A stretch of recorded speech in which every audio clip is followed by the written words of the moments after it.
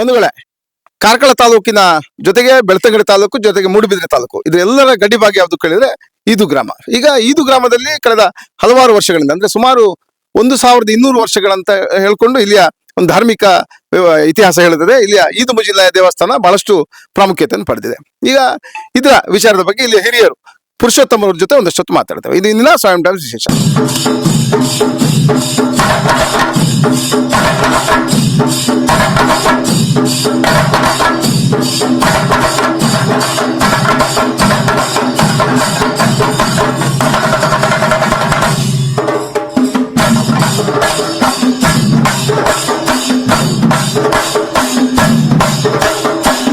ಪುರುಷೋತ್ತಮರೇ, ಈಗ ತಾವು ಒಂದು ರೀತಿಯಲ್ಲಿ ಈ ಊರಿನಲ್ಲಿ ಹಿರಿಯರು, ಈಗ ಬೇರೆ ಬೇರೆ ಧಾರ್ಮಿಕ ವಿಚಾರಗಳಲ್ಲಿ ಬಹಳಷ್ಟು ಕೂಡ ಇಲ್ಲಿಯ ಬಗ್ಗೆ ತಿಳಿಯಪಟ್ಟವರು. ಈಗ ಈದು ಮುಜಿಲ್ಲಾಯ ದೇವಸ್ಥಾನ, ಈಗ ತಮಗೂ ಗೊತ್ತಿದೆ, ಈದು ಮುಜಿಲ್ಲಾಯ ದೇವಸ್ಥಾನಕ್ಕೆ 1200 ವರ್ಷಗಳ ಇತಿಹಾಸ ಅಂತ ಹೇಳ್ತಾರೆ. ಅದರ ಜೊತೆಗೆ ಈದು ಗ್ರಾಮದಲ್ಲಿ ದೈವಗಳ ಆರಾಧನೆ ಶ್ರೇಷ್ಠವಾಗಿ ಇದೆ. ಇದು ಯಾತಕ್ಕಾಗಿ ಹೀಗೆ? ಕರ್ನಾಟಕದಲ್ಲಿ ಈದು ಗ್ರಾಮ ಅಂತ ಹೇಳುವಂತದ್ದನ್ನ ವಿಶೇಷವಾಗಿ ನಾವು ಉಲ್ಲೇಖ ಮಾಡ್ಬೇಕಾಗ್ತದೆ. ತಾವು ಹೇಳಿದ್ರೆ ಸುಮಾರು 1200 ವರ್ಷಗಳ ಇತಿಹಾಸ, ಅದಕ್ಕೂ ಹೆಚ್ಚು ಅಂತ. ನಮ್ದು ತುಳುನಾಡು ತೌಳವ ಸಂಸ್ಕೃತಿಯಿಂದ ಬಂದಂತದ್ದು. ಹಾಗಾಗಿ ನಾವು ಇಂತಿಷ್ಟೇ ವರ್ಷಗಳು ಅಂತ ಹೇಳುವಂತ ಇದಕ್ಕಿಂತ ತುಳುನಾಡು ಪ್ರಾರಂಭ ಆಗಿ ದೈವಾರಾಧನೆಗಳು ಪ್ರಾರಂಭ ಆದಾಗ ಈದುನಲ್ಲಿ ದೈವಗಳ ಆರಾಧನೆ ಪ್ರಾರಂಭ ಆಯ್ತು. ಆ ರಾಜ್ಯದ ಕಟ್ಟಿ ಯಾವೊಂದು ಪಂಡ ಈದು ನಾಡಿಗೆ ಬಲತ ಉಂಗುಷ್ಟದಿ ಇದು ಪೊಗ್ಗಿನಂಚಿನ ಕಾರಣ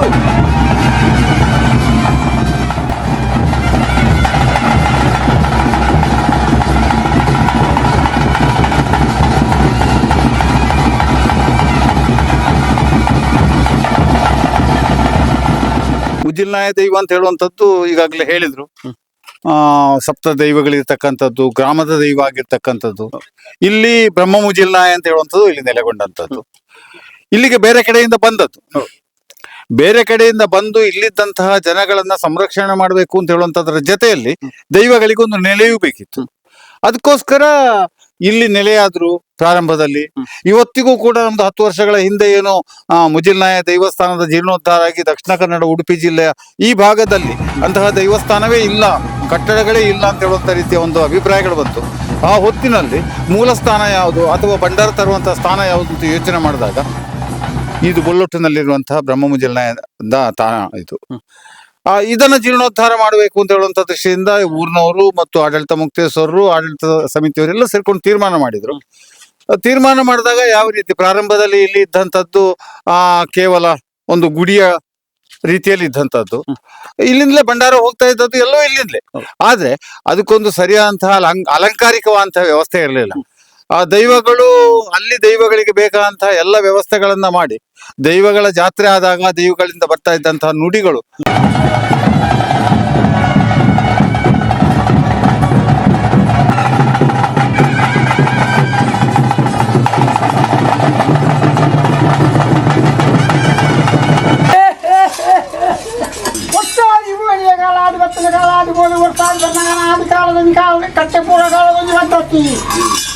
ದೇವರು ಮಲ್ತನ ಕಟ್ಟು ನಾರಾಯಣ ಕೊಟ್ಟ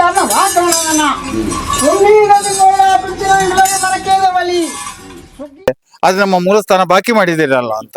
ಅದು ಆಗಬಾರ್ದು ಅಂತ ಹೇಳುವಂತ ದೃಷ್ಟಿಯಿಂದ ಅಶೋಕ್ ಕುಮಾರ್ ಜೈನರ ಜೊತೆಯಲ್ಲಿ ನಾವೆಲ್ಲ ಮಾತಾಡಿದ್ದು. ಮಾತಾಡಿದಾಗ ಅವರು ಕೂಡ ತುಂಬಾ ಉತ್ಸಾಹದಿಂದ ಒಪ್ಕೊಂಡ್ರು ಇದನ್ನು ಜೀರ್ಣೋದ್ಧಾರ ಮಾಡಬೇಕು ಅಂತ.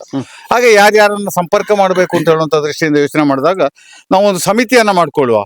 ಆ ಸಮಿತಿಯಲ್ಲಿ ಯಾರ್ಯಾರು ಇರಬೇಕು ಅಂತ ಹೇಳಿದ್ರೆ ಎಲ್ರಿಗೂ ಆಶ್ಚರ್ಯ ಆಗಬೇಕು. ಇದು ಗ್ರಾಮದ ವ್ಯಾಪ್ತಿಯಲ್ಲಿ ಬರ್ತಕ್ಕಂಥ ಎಲ್ಲ ಸಮುದಾಯಗಳ ಪ್ರಮುಖರನ್ನು ಕೂಡ ಅದಕ್ಕೆ ಸೇರಿಸ್ಕೊಂಡಿತ್ತು.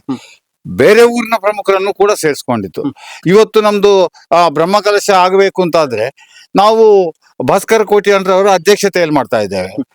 ರಾಜೇಂದ್ರ ಕುಮಾರ್ ಅವರನ್ನ ಗೌರವಾಧ್ಯಕ್ಷರನ್ನಾಗಿ ಮಾಡ್ತಾ ಇದ್ದೇವೆ. ಅಂದ್ರೆ ಊರಿನ ಪರ ಊರಿನ ಎಲ್ಲ ಗಣ್ಯ ವ್ಯಕ್ತಿಗಳು ಕೇಂದ್ರೀಕೃತವಾದಂತಹ ಒಂದು ವ್ಯವಸ್ಥೆಯನ್ನ ಬೊಲ್ಲೊಟ್ಟಿನಲ್ಲಿ ಮಾಡಬೇಕು.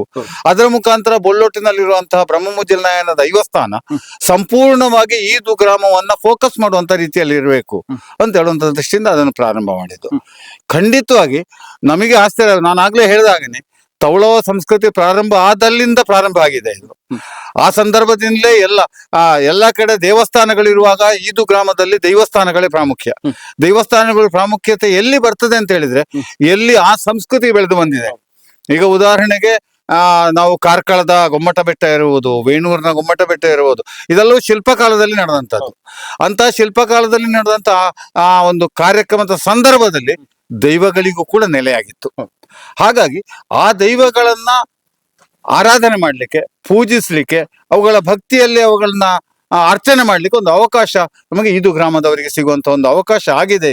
ಈಗಾಗಲೇ ಹೇಳಿದ ಹಾಗೇನೆ ಸುಮಾರು 1.5 ಕೋಟಿಯ ಒಟ್ಟು ವೆಚ್ಚದಲ್ಲಿ ಈ ಜೀರ್ಣೋದ್ಧಾರ ಆಗ್ಲಿಕ್ಕಿದೆ. ಜೀರ್ಣೋದ್ಧಾರ ಆದ್ಮೇಲೆ ನಮ್ಮ ಊರ ಪರ ಊರ ಎಲ್ಲ ಭಕ್ತಾಭಿಮಾನಿಗಳು, ಗ್ರಾಮಸ್ಥರು ಇರ್ಬೋದು, ಅವರು ಈದು ಮುದಿಲ್ನಾಯನ ದೇವಸ್ಥಾನಕ್ಕೆ ಸಂಬಂಧಪಟ್ಟಂತ ದೇವರನ್ನ ನೋಡ್ಲಿಕ್ಕೆ ಬರ್ತಾರೆ.